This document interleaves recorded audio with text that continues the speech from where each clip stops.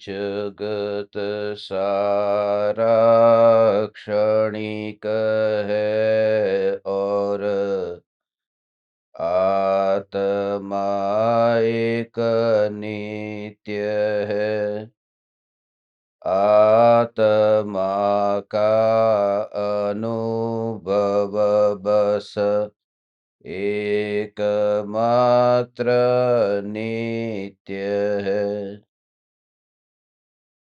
कहा न राज को कर नमन, करो महान यह काज। आप्त ज्ञान की प्राप्ति हेतु मंगलमय सुख साज। मंगलमय सुख साज।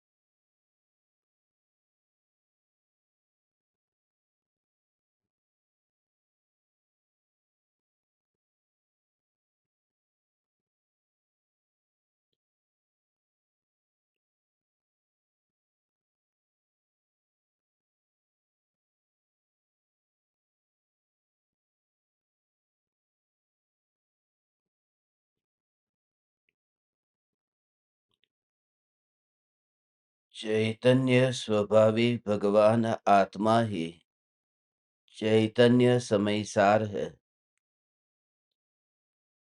चैतन्य समयसार का प्रतिपादक ग्रंथाधिराज समयसार तीर्थंकर परमात्माओं की दिव्य ध्वनि में प्रतिपादित दृष्टि के विषय को समझाने वाला महान परमागम है।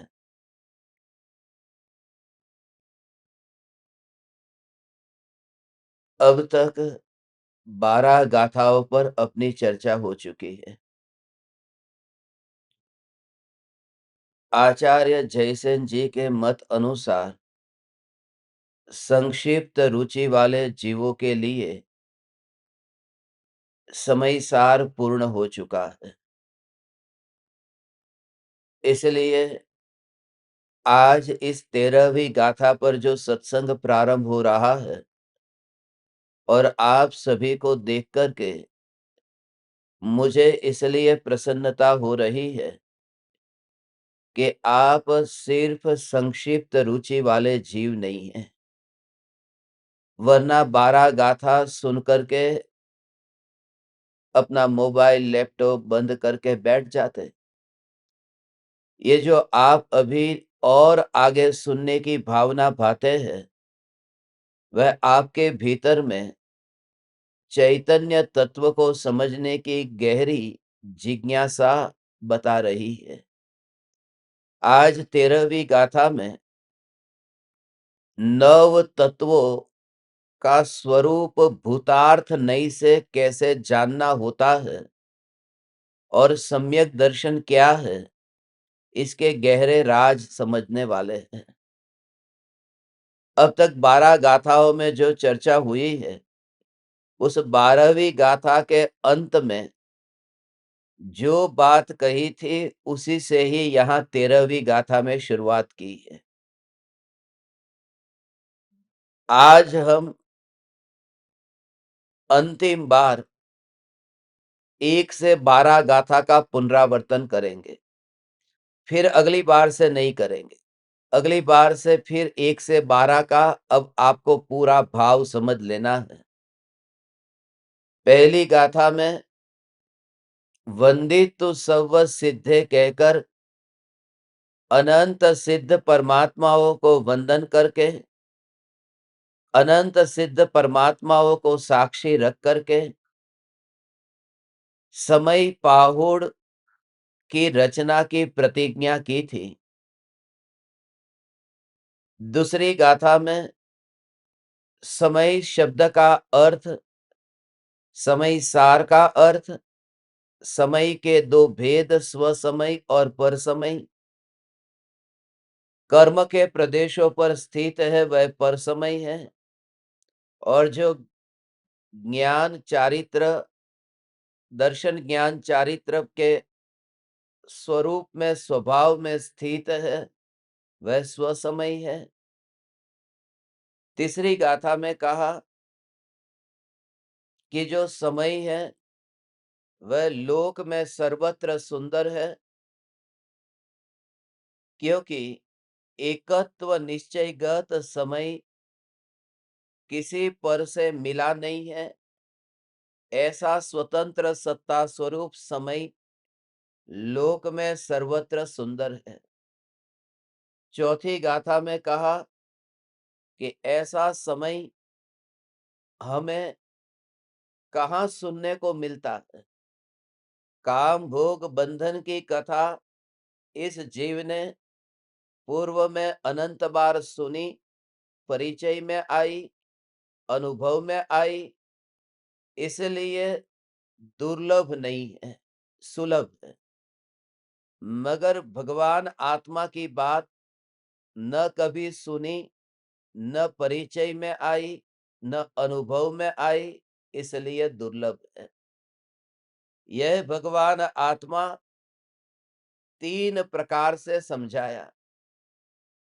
पांचवी, छठी और सातवीं गाथा में, पांचवी गाथा में एकत्व विभक्त भगवान आत्मा जो अपने से अभेद है और पर से भेद रूप है। छठी गाथा में प्रमत्त और अप्रमत्त, ये जो दोनों अवस्थाएं हैं, उन अवस्थाओं से न्यारा ज्ञायक भाव है, ये पर्याय से न्यारा है। और सातवीं गाथा में दर्शन ज्ञान और चारित्र ये ज्ञानी के नहीं होते हैं, ज्ञानी तो मात्र ज्ञानी है, ज्ञानी में भेद नहीं है। गुण भेदों से न्यारा भगवान आत्मा सातवीं गाथा में बताया। जब भगवान आत्मा में गुणों के भेद है ही नहीं और भगवान आत्मा अभेद अखंड एक है, तो फिर यह भेद की जरूरत क्यों है। आठवीं गाथा में कहा ये भेद रूप जो निरूपण करता है वह तो व्यवहार है, और व्यवहारी जनों को व्यवहार की भाषा के बिना समझ में नहीं आता, इसलिए उन्हें व्यवहार की भाषा में समझाया है। जैसे अनार्य को अनार्य की भाषा के बिना समझाया नहीं जा सकता, इसलिए ये व्यवहार का स्वरूप भी समझना जरूरी है। निश्चय और व्यवहार को समझना जरूरी है, और उसी तरह से निश्चय और व्यवहार का स्वरूप समझाते हुए श्रुत केवली का प्रकरण लिया कि निश्चय से जो अपने आत्मा को जानते हैं वे निश्चय श्रुत केवली है, और जो द्वादशांग को जानते हैं, केवली परमात्मा की दिव्य ध्वनि में जो कुछ भी तत्व कहा गया है, उस तत्व को पूरा का पूरा जो जानते हो, कुछ भी न छूटा हो, ऐसे दोनों निज आत्मा को भी जाने और 12 अंग को भी जाने, वे श्रुत केवली है। वे दो नहीं है। उनका निरूपण दो प्रकार से किया है कि आत्मा को जानने की मुख्यता से निश्चय श्रुत केवली है, और सारे श्रुत ज्ञान को व द्रव्य स्रोत को, द्वादशांग को जानने की वजह से उन्हें व्यवहार श्रुत केवली कहा है। ऐसा निश्चय और व्यवहार का स्वरूप है। और 11वीं गाथा में कहा जो समय सार का प्राण है कि व्यवहार अभूतार्थ है और निश्चय शुद्ध निश्चय नहीं भूतार्थ है, क्योंकि व्यवहार का आश्रय लेकर के तो फिर विकल्पों की परंपरा चलती है, और शुद्ध नहीं का विषय भूत दृष्टि का विषय भगवान आत्मा दृष्टि में लेने पर विकल्प से मुक्ति होती है। इसलिए शुद्ध नहीं, भूतार्थ प्रयोजन भूत एक शुद्ध नहीं है। और 12वीं गाथा में कल हमने अंत में चर्चा की कि ये जो व्यवहार है, ये व्यवहार अभूतार्थ है, मगर उस व्यवहार ने ही निश्चय तक पहुंचाया है, उस लाठी ने ही शिखर तक पहुंचाया है, उस नाव ने ही उस पार पहुंचाया है। इसलिए जो साधन है उसका स्वीकार, उसकी उपयोगिता भी जानना, मगर जागृति रहे कि समय आने पर उस साधन को छोड़ना।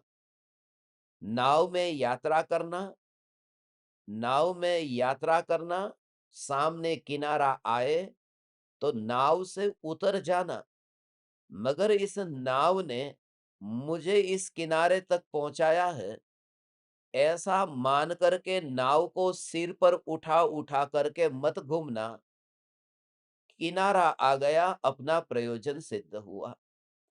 और असली बात यह है कि निश्चय और व्यवहार दो में से यदि हम किसी एक को भी नहीं मानेंगे तो हम लंगड़े हो जाएंगे, हम काने हो जाएंगे। इसलिए ये दोनों ही नई उपयोगी है। इस 12वीं गाथा की टीका में तो हमने विस्तार में प्रवेश नहीं किया, क्योंकि हमारे पास में एक दिन में 1 घंटा है।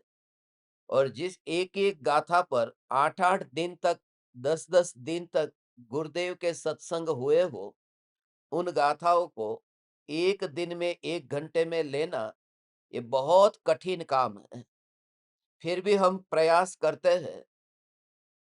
12वीं गाथा में ये कहा था कि निश्चय और व्यवहार दोनों उपयोगी है। यदि निश्चय का लोप हो जाएगा तो तत्व का लोप हो जाएगा, और व्यवहार का यदि लोप होगा तो तीर्थ का लोप हो जाएगा।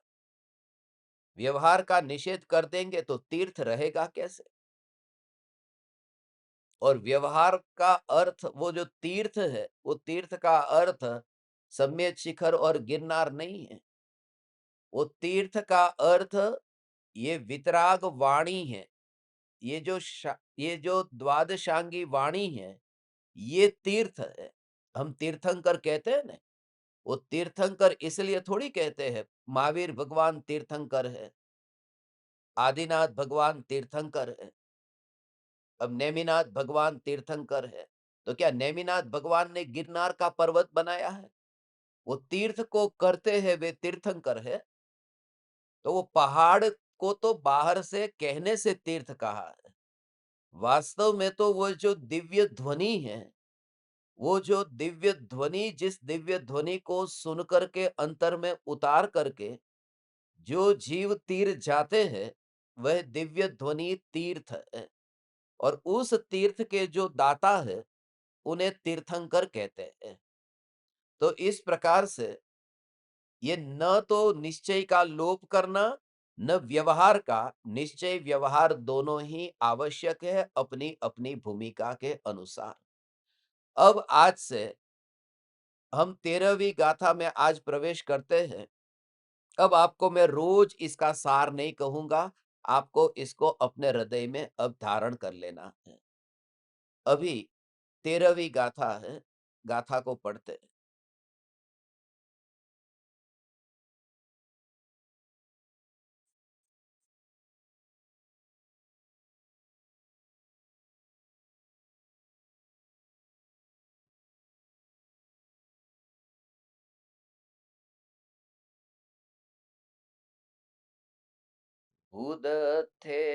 उदथेणाभिगदा जीवा जीवाय पूर्णपावं च आसव संवरणिज्जर बंधो मोक्षोय सम्मतम्।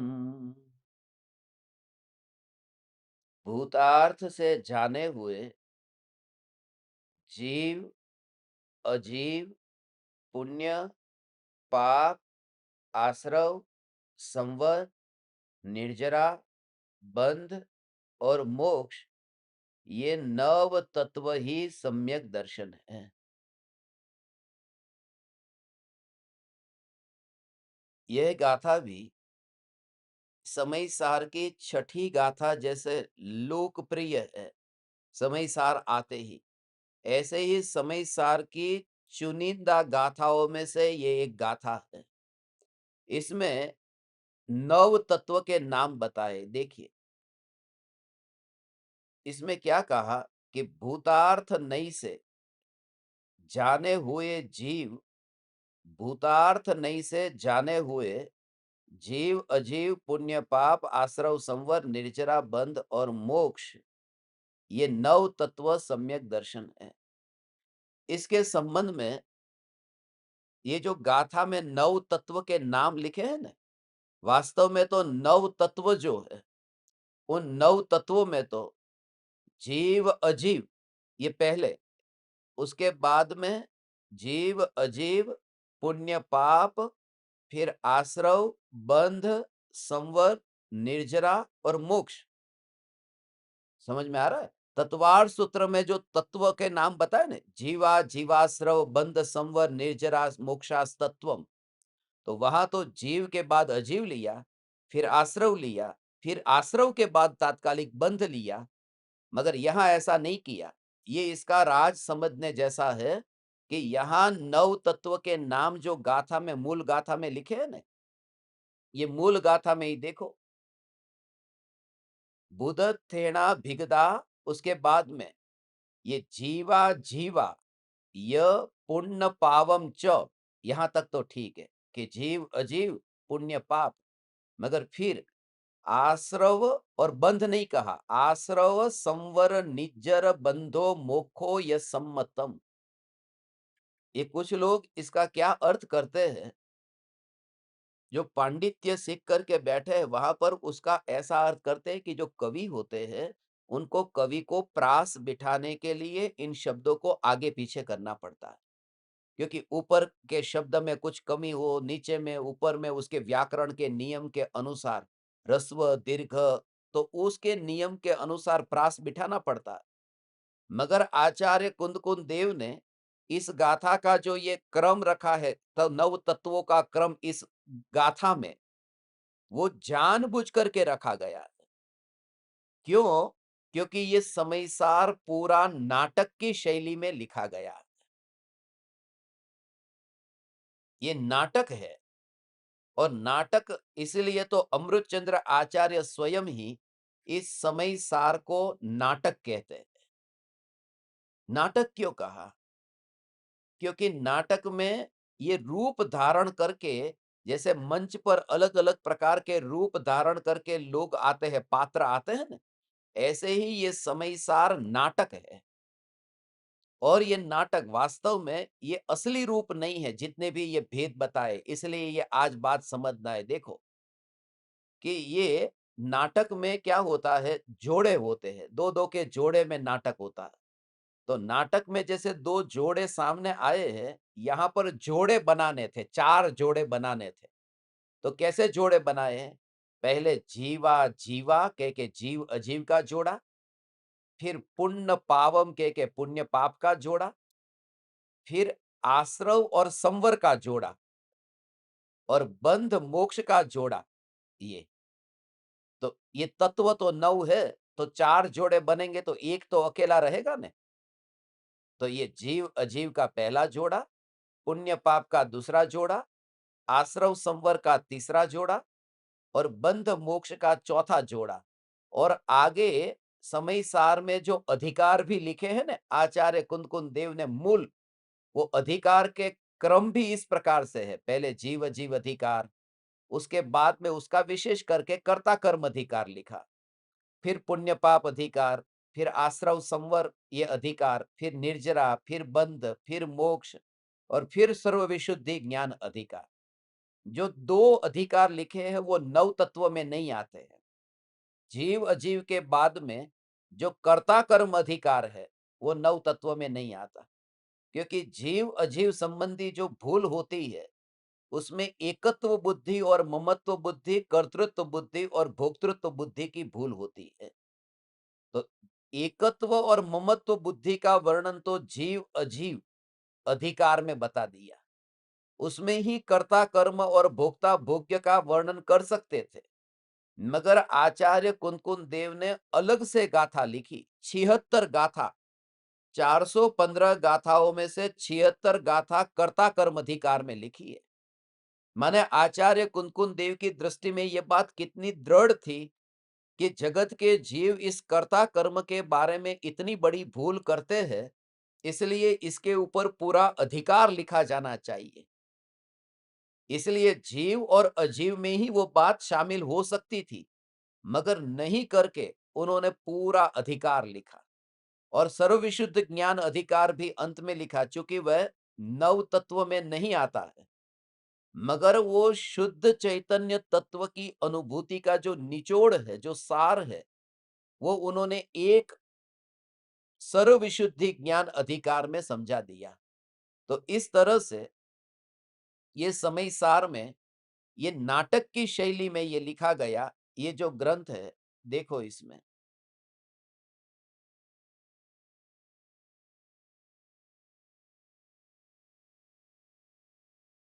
ये भूतार्थ नहीं से क्या कहा,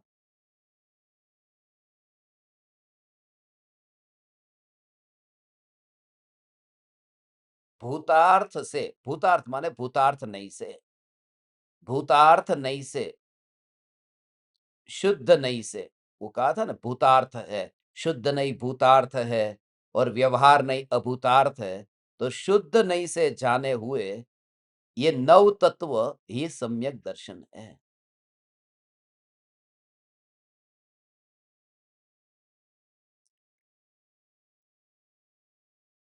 ये शुद्ध नहीं से जानने का अर्थ क्या है, हमें उसी उसकी गहराई में जाना है। भूतार्थ, भूत और अर्थ इसमें दो है। भूत का अर्थ क्या था ना, भू धातु से भूत शब्द बना है।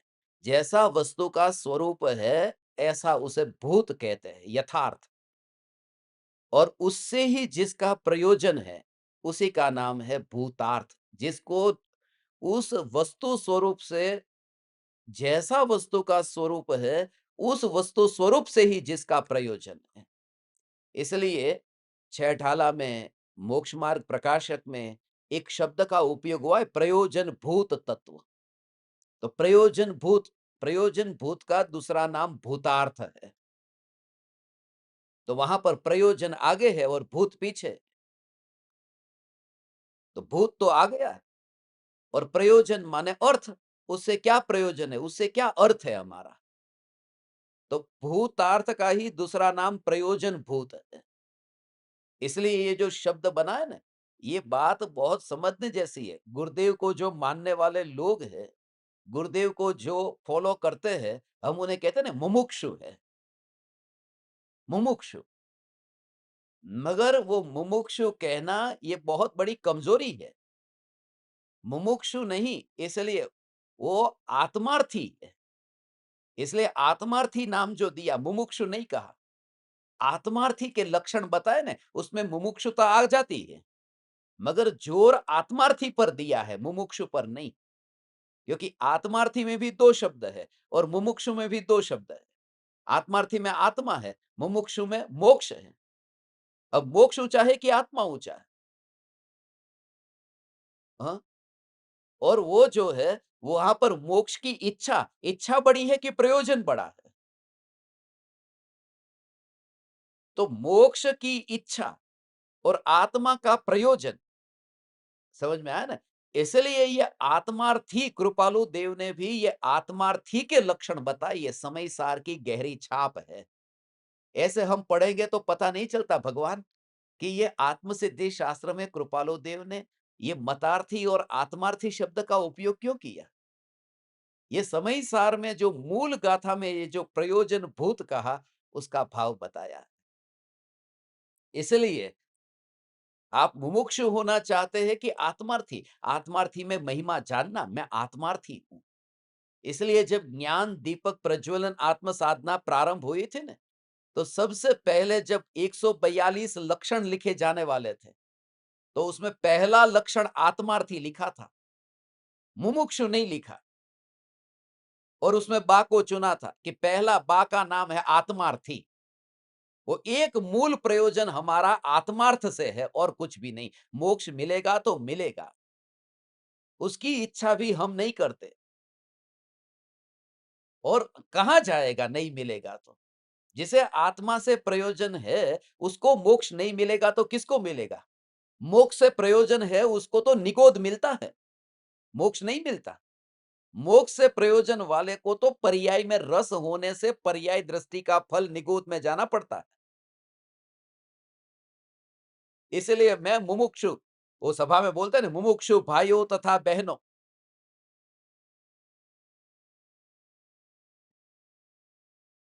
अपने को अनुभव करो, मैं आत्मार्थी, मुझे आत्मा से प्रयोजन है। जीवादि प्रयोजन भूत तत्व सरधे तीन माही विपर्यत्व, ये कहा ना 6 डाला में कि जीवादि तत्व ये प्रयोजन भूत तत्व है।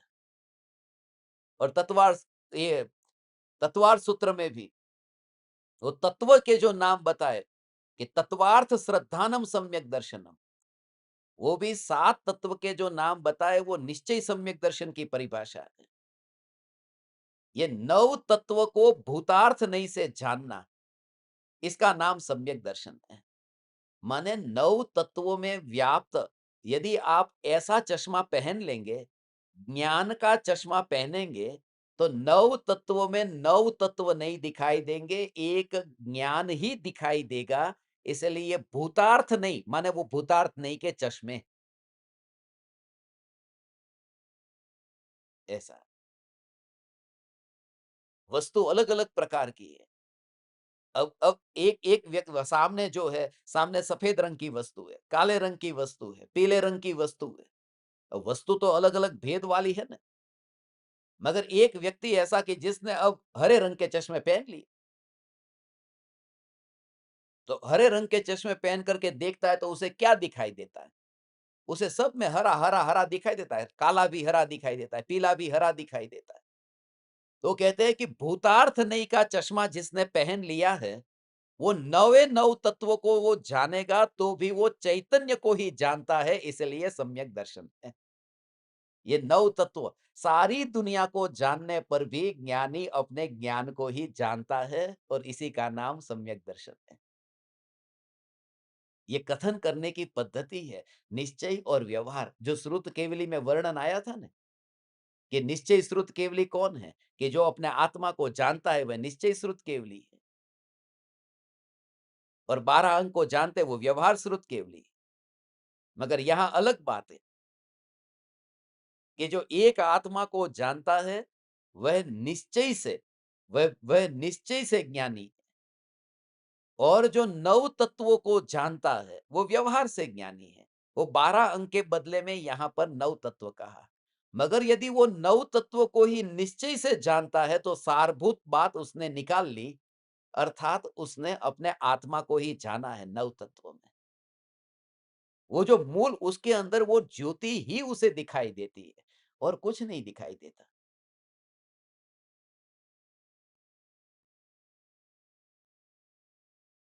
9 तत्वों में व्याप्त है। जो ज्ञान की ज्योति से ज्ञान जो प्रकाशित होता है, उस ज्ञान की ज्योति से जगत प्रकाशित होने पर भी ज्ञान, ज्ञान, ज्ञान, ज्ञान, ज्ञान, ज्ञान, ज्ञान, ज्ञान, ये ज्ञान ही प्रकाशित हो रहा है। ये जो मंदिर में दिए जलाते हैं ना, जरथुस को मानने वाले आज भी अपने मंदिर में 24 घंटा दिया जला करके रखते हैं। वो दीपक की बहुत महिमा है वहाँ, कि 24 घंटे दिया। अब जब आरती का दिया जलता है, हम अपने थाली में वो आरती का दिया रखा और दिया जलाते, तो जलाया दिया, दिया जलते समय, हाँ, अब ये समझने के लिए, और दुनिया में नहीं तो कोई कहेगा अरे आप तो आरती का दिया जलाते, उसमें तो हिंसा होती है। हाँ, क्योंकि नजरिया जैसा हमारा है ना वही दिखाई देता है। तो वो जो आरती का दिया जलता है, अब जब उस दिए से वहां पर जो आसपास में लोग हैं वो प्रकाशित हो रहे हैं, भगवान की मूर्ति प्रकाशित हो रही है। मगर जिस समय वो ज्योति जल रही है, हाँ, और हवा का झोंका आए और वह ज्योति बुझ जाए, जब वो हवा का झोंका आता है तब आप संभालते हैं ना उस ज्योति को। तो उस ज्योति को जो संभालते हैं, वो इसलिए संभालते हैं कि उस ज्योति से वो थाली दिखाई देती है, थाली अभी दिखनी बंद हो जाएगी तो अभी वहां पर लोग हैं, वो दिखते बंद हो जाएंगे तो वो जोर आपका वहां जो पदार्थ जो प्रकाशित हो रहे उस पर नहीं है। जोर है कि वो ज्योति की सत्ता नहीं रहनी, तो खत्म हो जाएगी, पूजा आरती खत्म हो जाएगी। इसलिए वहां से जो व्यक्ति खड़ा है वो चला जाए तो चला जाए। वहां से आदिनाथ भगवान की मूर्ति के बदले अजितनाथ की होगी तो चलेगा, कोई मूर्ति अलग होगी तो चलेगा, मगर ये ज्योति नहीं बुझनी चाहिए, ये अखंड ज्योत है। तो जो नव तत्वों को देखता जानता होने पर भी जो नव तत्वों में व्याप्त चैतन्य को ही जो जानता है, वो सम्यक दृष्टि है। इसके गहरे भाव आपको गहरा अध्ययन नहीं है, इसलिए मैं उतनी गहराई में नहीं लेके जाता। वरना इसका भाव है कि जो 7 तत्व में 5 तत्व है, आश्रव, बंध, संवर, निर्जरा और मोक्ष, ये 5, और पुण्य पाप ये 2, 7। उनमें 2 प्रकार का विभाजन होता है। जैसे भाव आश्रव और द्रव्य आश्रव, भाव बंध और द्रव्य बंध, भाव संवर, द्रव्य संवर, भाव निर्जरा, द्रव्य निर्जरा, भाव मोक्ष, द्रव्य मोक्ष। तो 5 तो हो गए भाव वाले और 5 हो गए द्रव्य वाले। तो जो द्रव्य वाली बात है ना, वो तो कर्म की बात है, पुद्गल की बात है, और जो भाव वाली बात है वो जीव की बात है। ऐसे ही भाव पुण्य और द्रव्य पुण्य, भाव पाप और द्रव्य पाप, तो वो द्रव्य वाली बात है, वो फिर पुद्गल की हो गई, अजीव की हो गई। तो 7 बात तो भाव वाली आ गई ना, और 7 में द्रव्य हो गया, अब बाकी बचा जीव अजीव। तो जीव है और ये जीव है और जीव अजीव नहीं है। तो ये 2 तत्व भी उसमें आ गए, जीव जीव है और जीव अजीव नहीं है, तो वह बात भी अंदर आ गई। अजीव कहते हैं तो वो जीव नहीं है कह के भी उसमें जीव तो आ गया है। तो इस तरह से भाव की बात ले तो 7 बात तो भाव की, जीव जीव है और अजीव जीव नहीं है, ऐसे नवो नव तत्वों में वो जीव तो व्याप्त है। मगर इन नवों में जीव व्याप्त है, वो न देखो, भेद को न देखो, तो मात्र जीव ही दिखाई देगा, वो सत्ता ही दिखाई देगी। और कोई बस वही वही वही वही वही वही दिखाई देता है, हाँ? वही दिखाई देता है। अनेक अनेक प्रकार के रूपों में व्याप्त होने पर भी, अब अलग अलग रूपों में व्याप्त होने पर भी यदि मेरी दृष्टि चैतन्य पर है, तो मैं पाप को भी जानता हूं तो ज्ञान जानने में आता है, पुण्य को जानता हूं तो भी ज्ञान जानने में आता है, और मोक्ष को जानता हूं तो भी ज्ञान जानने में आता है। इसलिए भूतार्थ नहीं से नव तत्वों को जानना, यह सम्यक दर्शन है। नव तत्वों में दृष्टि बदल गई, बस अपना तत्व क्या है कि मैं चैतन्य हूं, बस ये जान करके भी, अनेक भेदों को जानता होने पर भी, वो जो सत्ता स्वरूप चैतन्य तत्व है, उसी में ही तो वह वहां टिका हुआ अपने को देखता है, ऐसा अपने को देखता है। सत्ता स्वरूप ज्योति से धुआं प्रकाशित हुआ, ज्योति से थाली प्रकाशित हुई, ज्योति से ज्योति प्रकाशित हुई, मगर उसका जोर है ज्योति का अस्तित्व।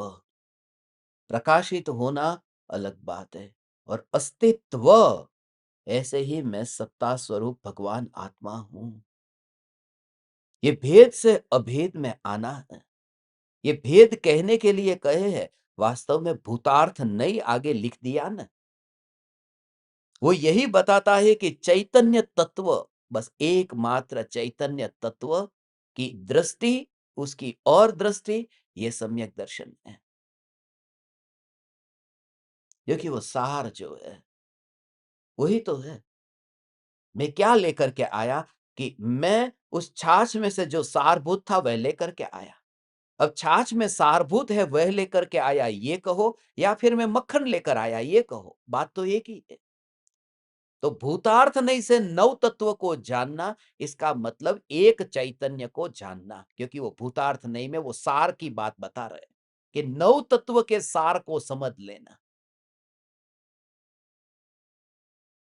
फिर ये नव तत्व बताए क्यों?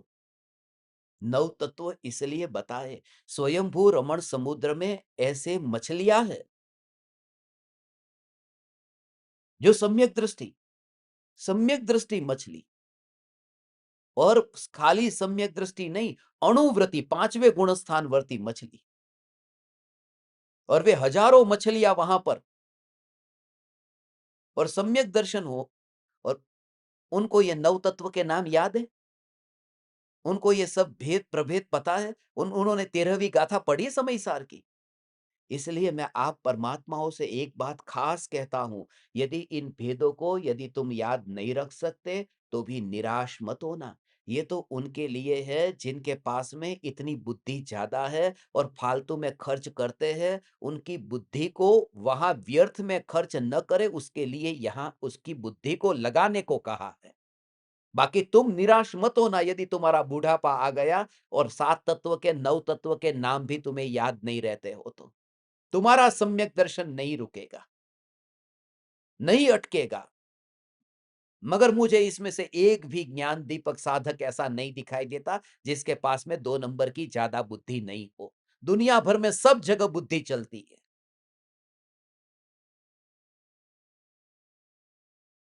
बुद्धि चलती है।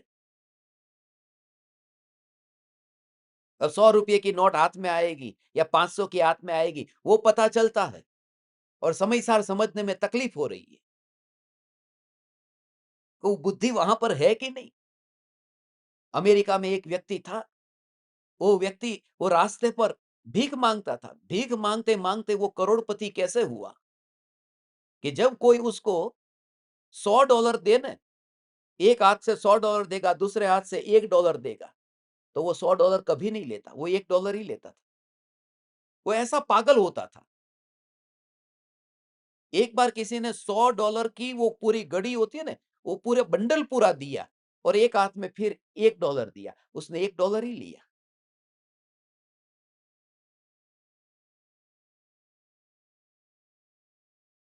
उसके मित्र ने उसको पूछा, फिर बाद में पता चल गया कि भाई तू ऐसा काम क्यों करता है? बोले लोग मुझे पागल समझते हैं, और ऐसा पागल हो करके मैं करोड़पति हो गया हूं, एक एक डॉलर इकट्ठा करके। और एक बार मैंने $100 की नोट ले ली थी ना, तो उस एरिया में लोगों ने फिर भीख देना बंद कर दिया कि ये कहाँ पागल है। तो वो जब कहता है कि मैं $1 की नोट लूंगा और $100 की नहीं लूंगा, तो उसके पास में बुद्धि नहीं है, वो ज्यादा बुद्धि है। समझ में आ रहा है ना? वो नहीं लेता है $100 की तो भी बुद्धि इतनी है कि कैसे क्या करना वो अच्छी तरह जानता है। तो जो दिखावा करता है वह भी बुद्धि वाला तो है, नहीं बुद्धि वाला हूं, ऐसा दिखावा करने के लिए भी बुद्धि चाहिए, और हम सबके पास में ऐसी बुद्धि है।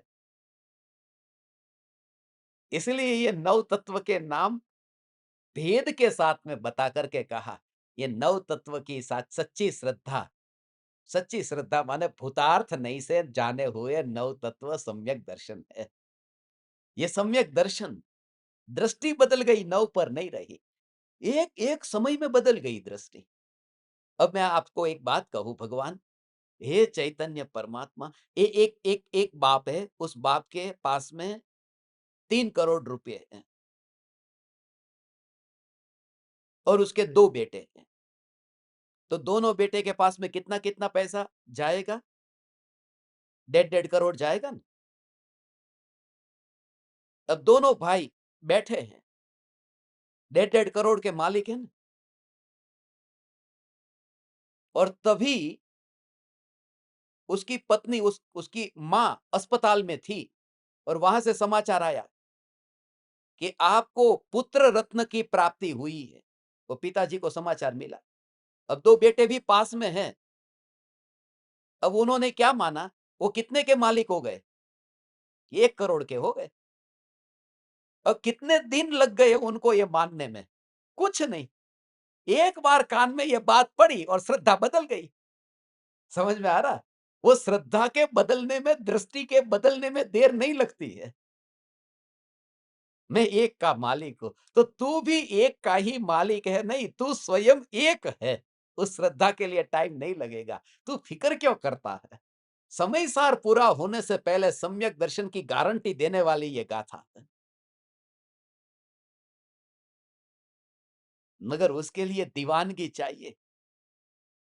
हे ज्ञान दीपक, ऐसी दीवानगी कि मुझे एक ही तत्व से प्रयोजन है, नव तत्व से नहीं है। नव तत्व है, मगर नव तत्व में प्रयोजन मुझे किससे है? आजकल ये डाइटिशियन और डाइट का जमाना है,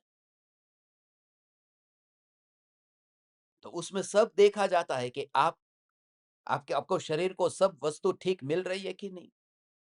अब यदि शरीर को सब पौष्टिक तत्व यथा योग्य मिलते हो, तो फिर बीमारी की संभावना उतनी कम होगी। इसलिए बहुत सावधानी बरतते हैं कि प्रोटीन मिल रहा है कि नहीं, विटामिन मिल रहा है कि नहीं, कैल्शियम मिल रहा है कि नहीं, जो भी अलग अलग बॉडी को जिस चीज की जरूरत है। हम्म।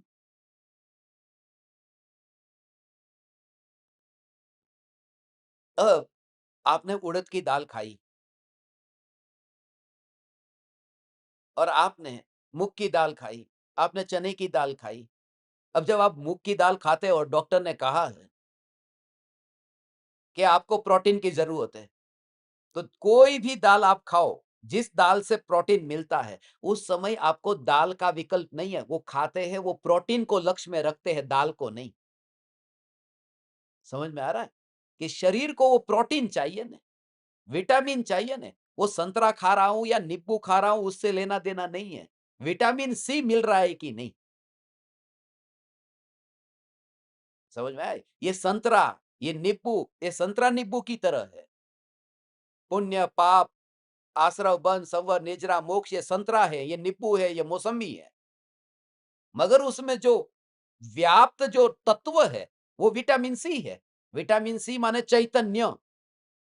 चैतन्य को विटामिन सी समझना कि सभी प्रकार के ये हो भेद, मगर उसमें व्याप्त क्या है, उसको दृष्टि में रखना है। इसलिए ज्ञानी घर में रह करके भी वैरागी कैसे रहता है? जब आंवला है, आंवले में विटामिन सी बहुत होता है। अब दाल को तो डॉक्टर लोग कहते हैं कि दाल है ना, दाल को यदि आप बहुत ज्यादा यदि उबाल उबाल करके यदि गरम गरम करते जाओगे ना, तो उसमें जो प्रोटीन है ना, वो कम होता जाएगा। फिर उसके तत्व मर जाते हैं। मगर आंवला एक ऐसा है कि जिसको कितना भी तुम उबालो, टुकड़े कर डालो, कुछ भी करो, मगर उसमें वो तत्व कम नहीं होता। वो कितने भी भेद रूप हो जाए, वो नव तत्व के भेद रूप होने पर भी भूतार्थ नहीं से तुमने जाना, तो उसमें चैतन्य ही रहेगा और कुछ नहीं कम होगा। न कुछ घटता है, न कुछ बढ़ता है, ऐसा चैतन्य। ओ हो। तो फिर ये भेद बताए क्यों? भेद बताए भगवान, ये बताने वाले आचार्य कुंदकुन देव थे, जो ज्यादातर भेद में रहते थे। ज्यादा भेद में रहते थे माने 24 घंटे का जो काल है, यदि टोटल करो तो 8 घंटे निर्विकल्प ध्यान होता है। भावलिंगी मुनिराज की बात कर रहा हूं। 8 घंटे निर्विकल्प ध्यान और 16 घंटे विकल्प। तो विकल्प कब हुए? भेद की ओर गए, भेद की ओर ध्यान गया तब न। तो मैक्सिमम टाइम तो भेद में रहे न। तो उनको भेद में रहने पर भी तीन कषाई चौकड़ी के अभाव रूप वितराग परिणति वो छूट गई क्या?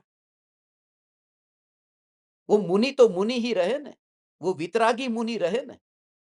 उनका छठा सातवां गुणस्थान छूटा तो नहीं न।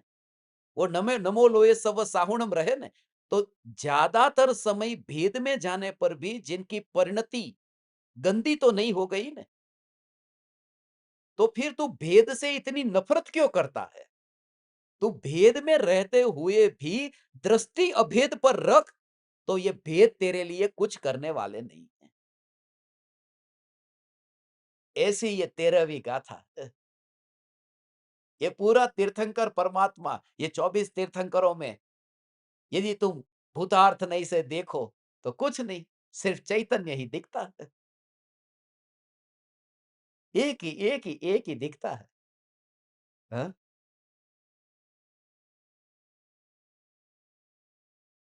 वो नजरिया 24 तीर्थंकर होंगे तो आदिनाथ भगवान की मूर्ति के नीचे आदिनाथ लिखा होगा। अजितनाथ भगवान की मूर्ति के नीचे अजितनाथ लिखा होगा। संभवनाथ की मूर्ति के नीचे संभवनाथ लिखा होगा। मगर 24 की 24 जो मूर्ति है ना, उन मूर्तियों के नीचे, वो नीचे आचार्य कुंद कुंद का नाम लिखा होगा। दिगंबर मूर्ति होगी ना, तो महावीर भगवान का नाम तो 24 में से एक में ही होता है। आदिनाथ भगवान का नाम 24 में एक में ही होता है। मगर कुंद कुंद आचार्य का नाम 24 के 24 में होता है। तो सब में व्याप्त है ना आचार्य कुंद कुंद देव। तो वो भेद को देखोगे तो वहां पर अलग अलग रूप दिखाई देंगे। और उस मूर्ति बनाने वाले को तुम पूछो कि भाई, इसमें आदिनाथ कौन और अजितनाथ कौन? उसको ये भाव था कि दूसरे तीर्थंकर की मूर्ति बन रही है, तीसरे तीर्थंकर की मूर्ति बन रही है। हाँ? उसको तो कोई विकल्प नहीं है, मूर्ति है बस।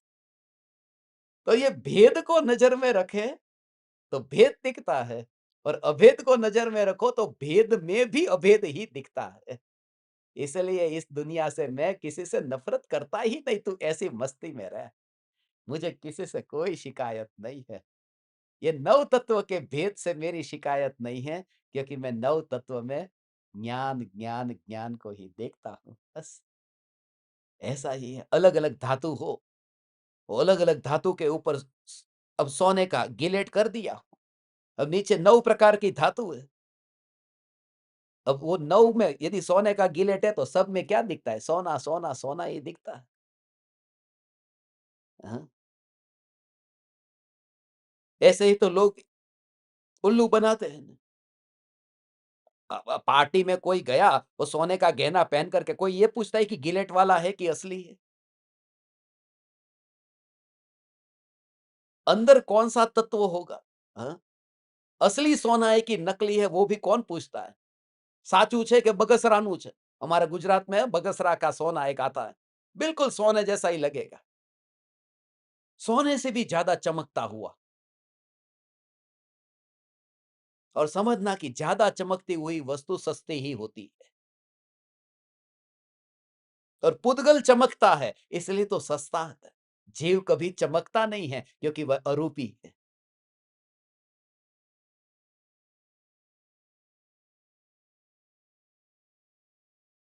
इसलिए किताबों के ऊपर भी वो जो वो ग्लोसी होता है ना, ग्लोसी फिनिश, उससे ज्यादा वो matte finish, semi matte finish, उसकी वैल्यू ज्यादा है। आजकल जमाना उसका है। नौ तत्वों में व्याप्त होने पर भी मुझे तो एक चैतन्य तत्व ही बस दिखाई देता है। ऐसा अमृतचंद्र आचार्य कहते हैं। अमृतचंद्र आचार्य ने इसे नाटक कहा, और इसी के आधार पर नाटक समयसार की रचना हुई। बनारसी दास जी ने जो नाटक समयसार लिखा ना, ये समयसार नाटक है। लोगों को झटका लगता है, समयसार को नाटक कह दिया। ये पंच कल्याणक क्या है? नाटक है, जिसमें वो थोड़ी देर के लिए सौधर्म इंद्र का कपड़ा पहन लेगा, कुबेर का कपड़ा पहन लेगा। वो पंच कल्याणक नाटक ही तो है। एक जगह किसी को मैंने कहा था पंच कल्याणक तो नाटक है, तो बुरा लग गया। अब समयसार को नाटक कहो तो चलेगा, पंच कल्याणक को नाटक मत कहो। अब समयसार महान के पंच कल्याणक। नाटक कहना ये बुरी बात नहीं है। नाटक में भी बनारसी दास जी तो कहते हैं, नाटक देखत ही ये फाटक खुलत है। नाटक को देखते-देखते हृदय के फाटक खुल जाते हैं।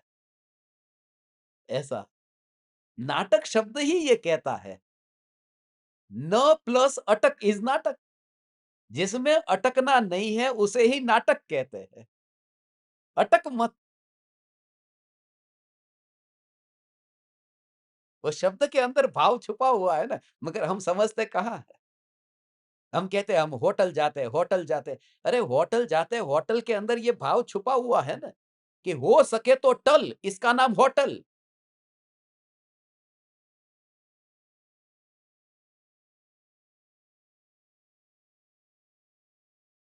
ये लोग गुटखा खाते हैं, ये गुटखा के अंदर ही छुपा हुआ है ना, बीच में से ट निकाल दो, तो वो शब्द जो है वो उसके अंदर सब छुपा हुआ है, तुम देखते नहीं हो उस नज़रिए से।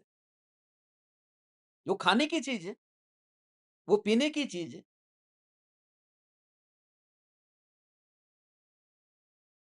नाटक देखत ही ये फाटक खुलत है। और बनारसी दास जी ने जो समय सार के कलश का जो अनुवाद करके नाटक समय सार की रचना की है, सरल है। साधारण जीव को, जिसको इतनी बुद्धि नहीं है, उनको ये समझ में आए, उनको भी समझ में आ जाए। और जिस माहौल में रह करके मैं आगे आपको बताऊंगा, बनारसी दास जी ने उनकी परिस्थिति घर की कैसी थी, और कैसी परिस्थिति में, आर्थिक परिस्थिति, सामाजिक परिस्थिति, मानसिक परिस्थिति, किस परिस्थिति में उन्होंने ये नाटक समयसार लिखा है, और किन-किन के पास में बैठ कर के लिखा है, और उसमें आचार्य अमृतचंद्र देव की छाप कैसी थी। नाटक है। ये 9 तत्वों में 4 जोड़े का नाटक है।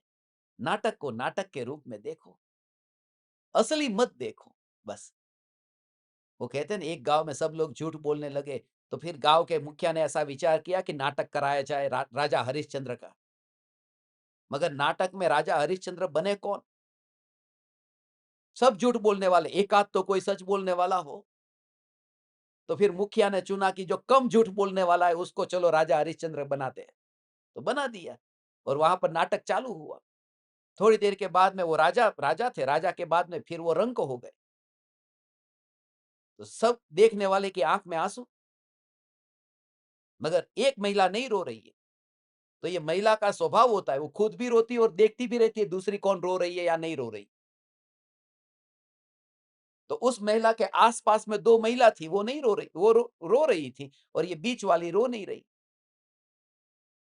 तो दोनों ने पूछा कि भाई तू रो क्यों नहीं रही? ये देख रास्ते पर आ गए, रंक हो गए। तो उस महिला ने कहा ये जितने लोग रो रहे हैं, ये वे लोग हैं जब ये राजा थे तब हँस रहे थे। इसलिए रंक होने पर रो रहे हैं। मैं ऐसी हूँ कि राजा थे तब हँसी नहीं थी, इसलिए रंक होने पर रोती नहीं हूँ। क्योंकि मैं जानती हूँ वो राजा भी नहीं है, वो रंक भी नहीं है, वो मेरे पति है। अभी घर पे आने वाले हैं साथ में ही। मैं तो नाटक के रूप में देखती हूँ, असली कहाँ देखती ही हूँ। तो ना हँसती हूँ, ना रोती हूँ, चुपचाप दृष्टा होकर देखती हूँ, आजा घर पे। ये भगवान आत्मा, ये जितने भी राजा हरिश्चंद्र, ये रंक हरिश्चंद्र, ये भगवान आत्मा नहीं है।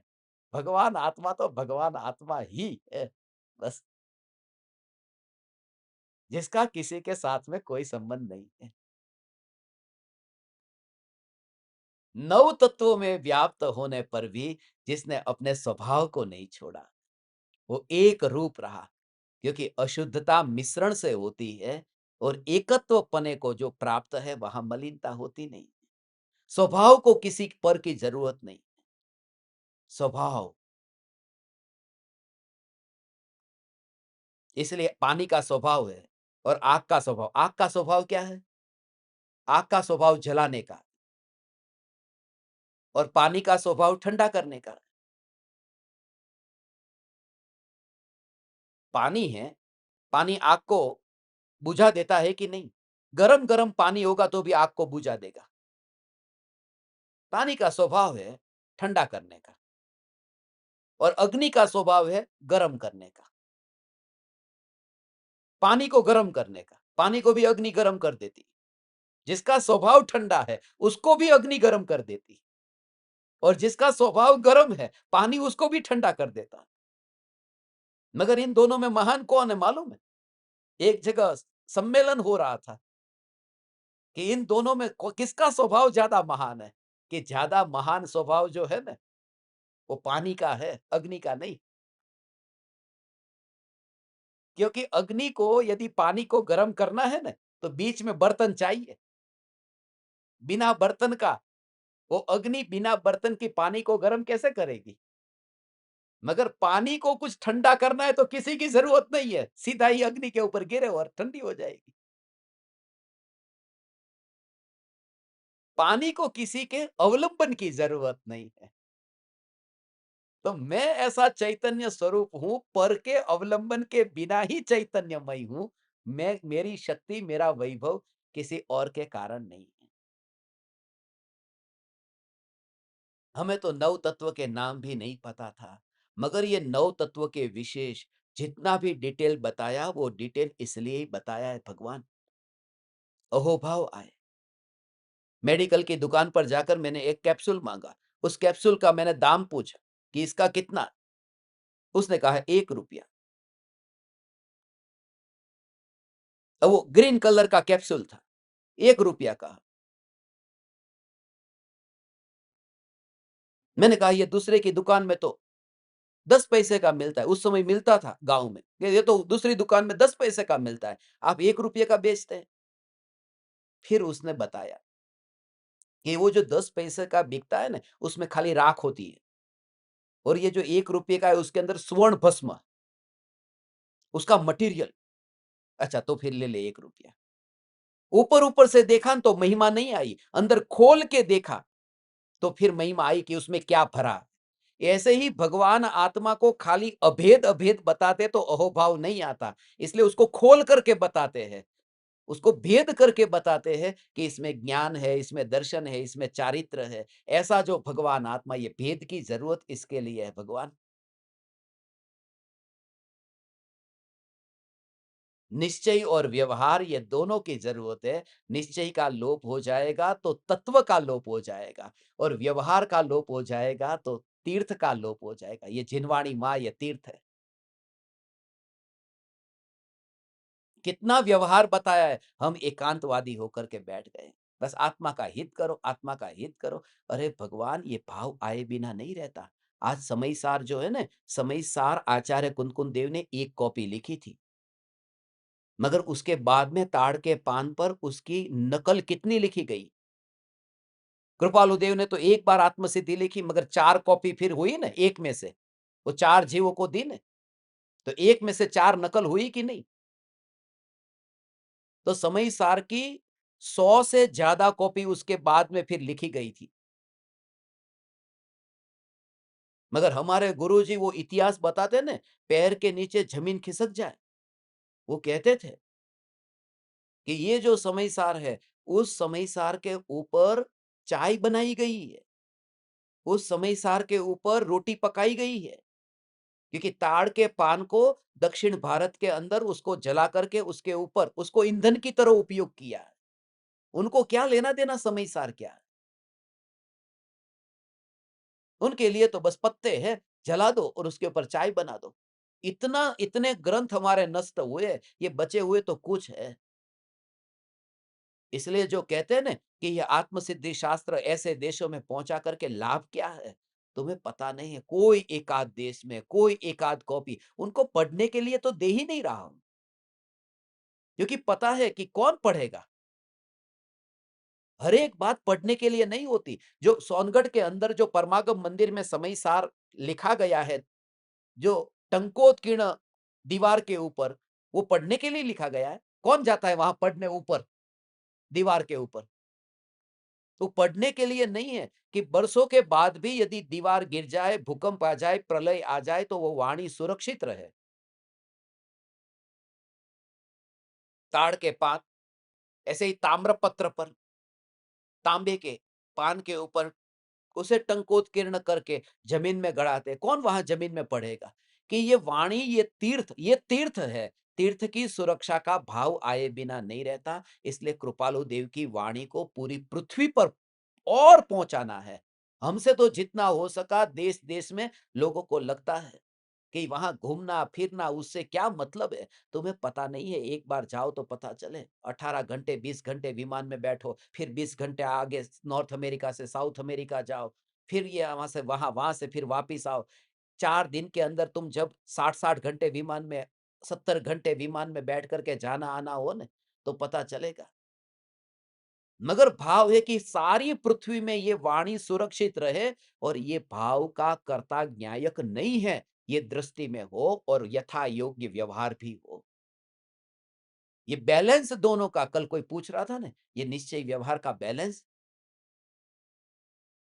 तुम तो अपनी भूमिका अनुसार ये भावना क्यों नहीं होती? उसके बिना ये तत्व पचेगा भी कैसे? आज ये समय सार आदि ग्रंथ है, जो व्यवहार से ही व्यवहार के काल में ही लिखे गए थे। मगर व्यवहार के काल में लिखे गए ग्रंथ भी भगवान हमारे लिए अनंत उपकारी सिद्ध हुए हैं।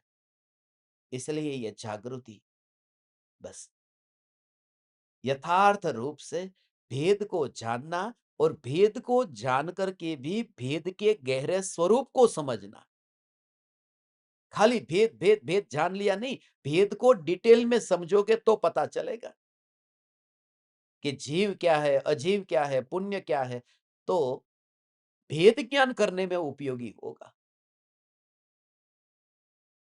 एक आदमी होटल में गया और वो वहां मेन्यू कार्ड में लिखा था कि कद्दू और अंगूर की सब्जी सिर्फ 50 रुपये में। ये तो खुश हो गया कि 50 रुपये में। उसने पहले ही वेटर को पूछ लिया कि इसमें कद्दू और अंगूर कितना कितना आएगा? उसने कहा आधा आधा आएगा। तो आया वहां पर और उसने देखा कि कद्दू ही कद्दू दिख रहा है, अंगूर तो दिख ही नहीं रहा। उसने वेटर को बुलाया कि कहाँ है इसमें? अंगूर तो है ही नहीं। बोले मैंने पहले ही कहा था आधा कद्दू, आधा अंगूर। इसमें आधा कद्दू आएगा, आधा अंगूर आएगा। बोले ये तो मैंने समझा ही नहीं। बोले भूल तुम्हारी है। तो भेद जो है, उस भेद को यदि तुम नहीं समझोगे, तो अभेद जब तुम्हारे सामने आएगा पहचान भी नहीं पाओगे। इसके लिए भेद से अभेद तक पहुंचने के लिए ये व्यवहार खड़ा किया। भूतार्थ नहीं से जाने हुए नव तत्व, ये नव तत्व सम्यक दर्शन है। ओ हो। इसके डिटेल में जो भेद है, वो हमारे पास में समय कहाँ है भगवान, समय पूरा हो गया। मगर तत्वार्थ सूत्र का छठा अध्याय है, उसका छठा सूत्र है, उसमें भी वो जीव और अजीव का भेद करके ये जो भाव वाला पार्ट है उसको जीव और जो द्रव्य वाला भाग है उसको अजीव कह के वहां पर समझाया है। वो मुझे समझाना था, मगर अभी समय अपने पास में नहीं है। अंत में आज के इस दिन कहता हूं कि तत्व का भी हमारा जोर होना चाहिए और यथा योग्य भूमि का अनुसार तीर्थ की सुरक्षा का भाव भी होना चाहिए और होता ही है।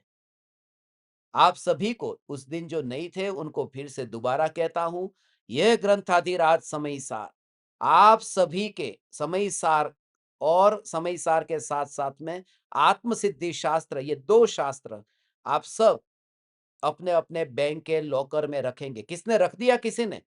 मैंने उस दिन कहा था हाथ ऊंचा करो। अभी तक रखा ने? बहुत अच्छा काम किया। देखो ऐसे आज्ञाकारी जीव, इसके लिए तो भाव आता है भगवान, नहीं तो किसको पड़ी है? हाँ? शनिवार की सैटरडे नाइट की पार्टी करने के बाद में रविवार को लोग 10 बजे तक उठते नहीं हैं और हमारी रात को ये 11 बजे तक, पौने 11 बजे तक जो पार्टी हुई रात्रि ध्यान प्रयोग की, और फिर भी सुबह तुम 7 बजे उठ करके यहाँ बैठ जाते हो।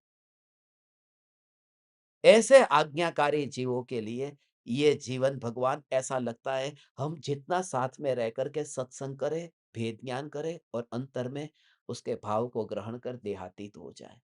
अंत में ये गाथा का जो अर्थ है उसकी टीका में जो लिखा है वो पढ़ना चाहता हूं।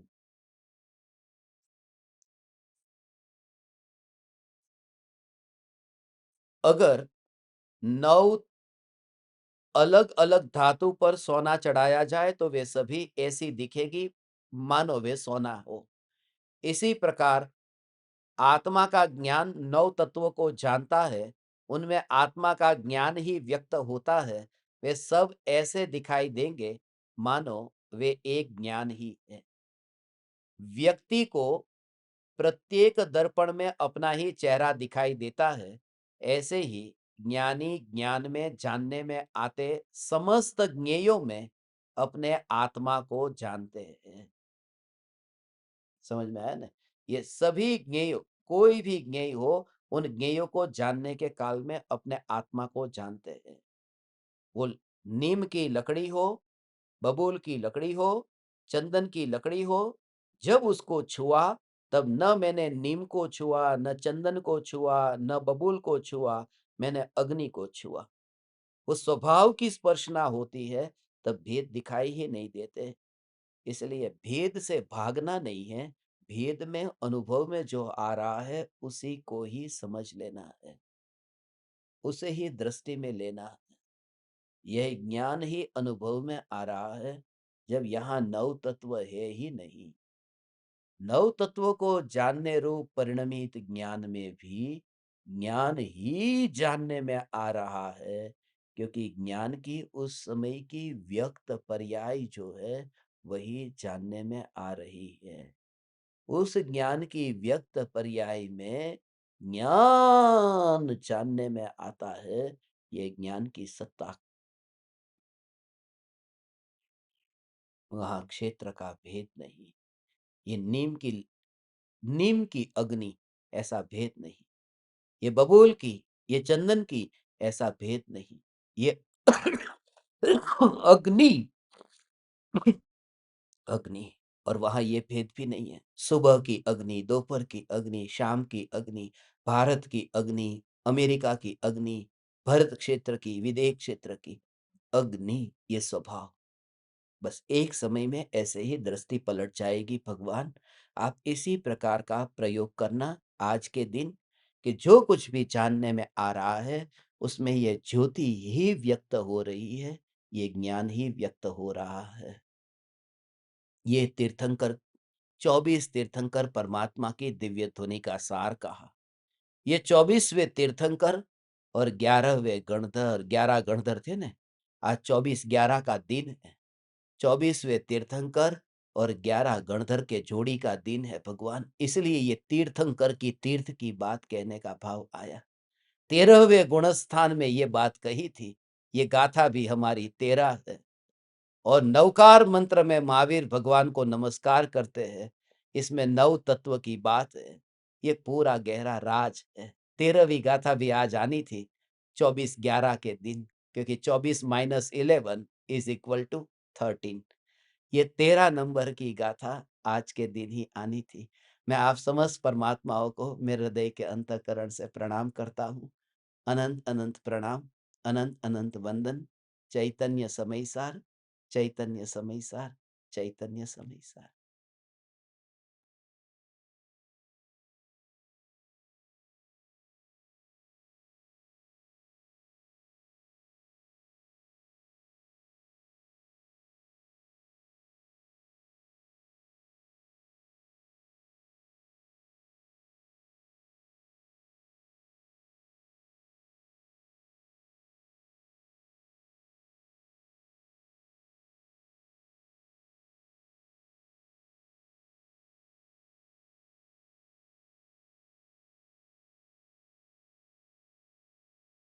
अहो अहो श्री सद्गुरु करुणा सिंधु अपार, इस पामर पर प्रभु किया अहो अहो उपकार, अहो अहो उपकार। देह सहित जिनकी दशा ते देहातीत उन ज्ञानी के चरण